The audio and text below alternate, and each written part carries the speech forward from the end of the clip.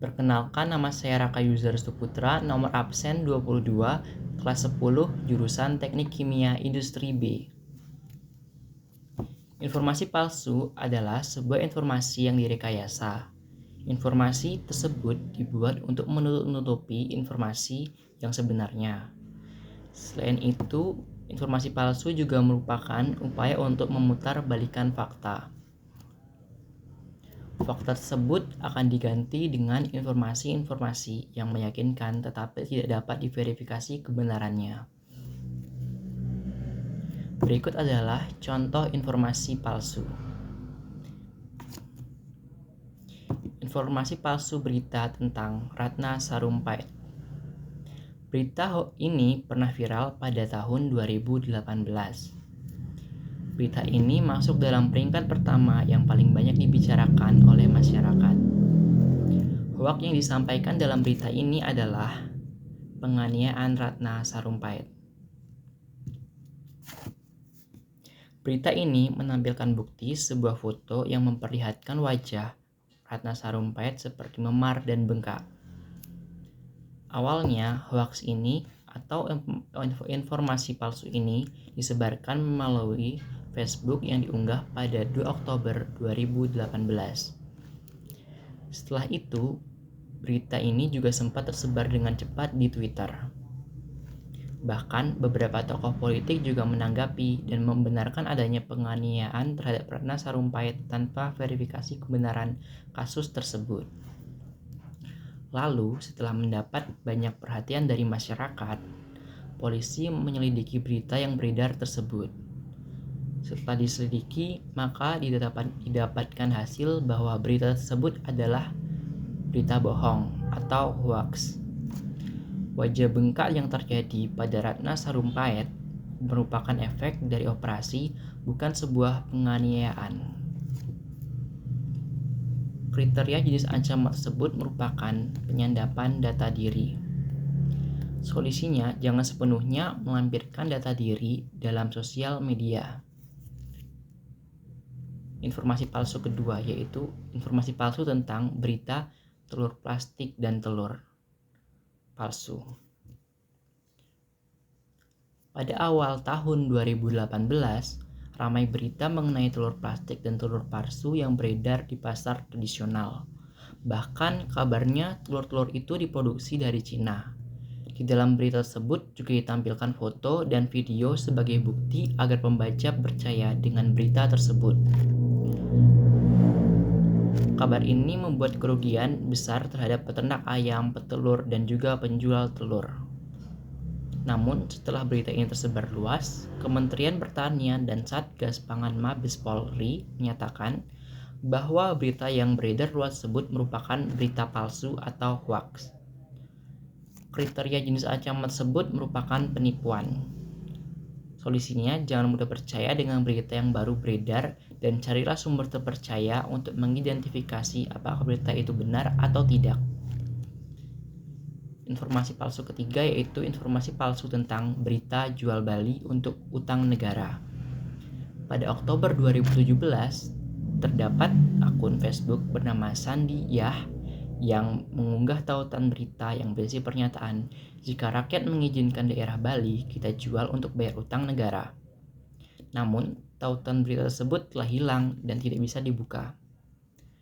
Mendengar kabar yang tidak benar tersebut, Sri Mulyani langsung saja memberikan tanggapannya. Dia membuat klarifikasi melalui akun Instagramnya dan mengatakan bahwa ia akan menempuh jalur hukum bagi pelaku penyebar berita palsu tersebut. Hal tersebut tentunya adalah berita yang salah. Negara Kesatuan Republik Indonesia atau NKRI tentunya tidak akan diperjualbelikan. Keuangan negara termasuk APBN dan utang negara selalu dijaga dengan penuh kehati-hatian dan penuh tanggung jawab.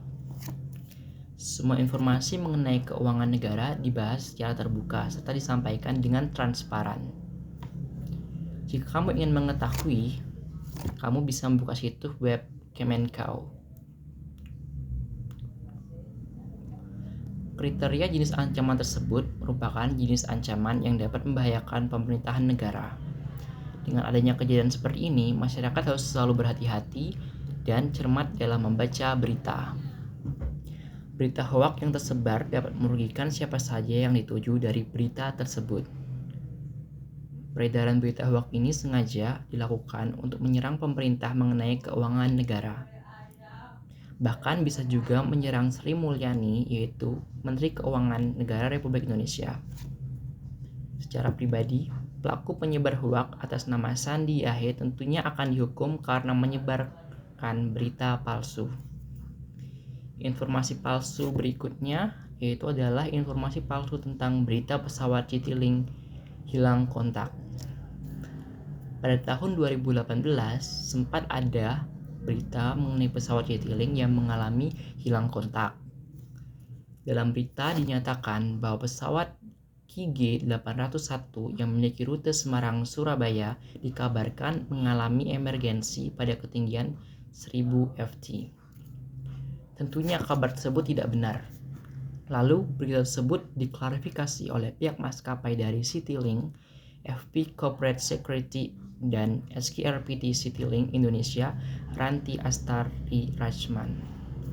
Kemudian pihak Humas Airnav Indonesia, Yohanes Sirait, menjelaskan bahwa pada pukul 11.13 WIB waktu Indonesia bagian Barat, Airnav Indonesia menerima kabar dari CTFC 801 rute SRD Surabaya menangkap sinyal emergensi pada frekuensi 121.5 MHz saat melewati ketinggian 8.000 ft. Pesawat tersebut tidak mengalami emergensi, namun hanya menangkap sinyal emergensi.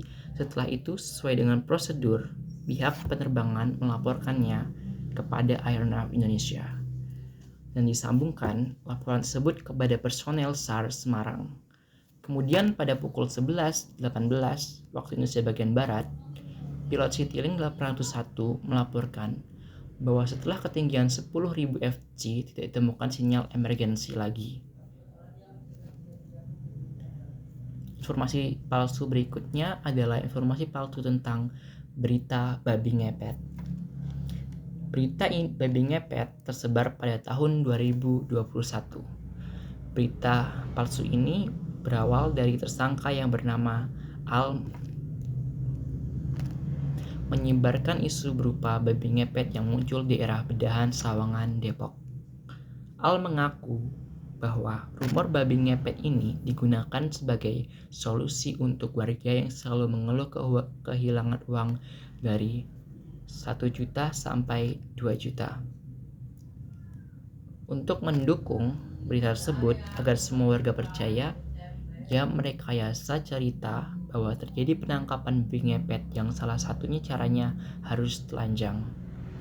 Lalu ia juga membuat fakta bohong yang menyatakan bahwa ukuran babi semakin kecil dengan sendirinya, sampai membeli babi secara online senilai 900.000. Semua kebohongan yang diceritakan Al itu terbongkar dan akhirnya ia terancam dihukum selama 10 tahun. Berita palsu sekarang lebih terkenal dengan nama hoax. Untuk dapat menasihati berita bohong atau hoax, kita perlu memahami berbagai poin. Pertama, temukan sumber informasi. Dalam menerima informasi, hal pertama yang harus dilakukan adalah mengecek dari mana informasi tersebut berasal. Hal ini dilakukan untuk mengetahui secara pasti apakah sumber informasi dapat dipercaya atau tidak. Biasanya berasal dari situs resmi organisasi atau melalui portal berita. Yang kedua, mengecek fakta. Untuk mengetahui secara pasti berita tersebut hoax atau fakta, kita harus mengecek informasi dari sumber lain. Dengan mencari kebenaran melalui mesin pencari, kita bisa menemukan berbagai referensi. Jika tidak menemukan, berarti informasi tidak bisa dipertanggungjawabkan. Yang ketiga, memperhatikan detail. Jika fakta dalam informasi tersebut sudah sesuai, jangan lupa cek hal lain seperti gambar, istilah, dan kutipan. Misalnya, cek dengan mesin pencari apakah gambar tersebut sudah diubah atau belum. Nomor 4, Mencari keberagaman kasus ketika mendapatkan informasi diduga berdampak luas, cek lagi fenomena tersebut memang berdampak luas atau tidak. Sekian dari saya, terima kasih.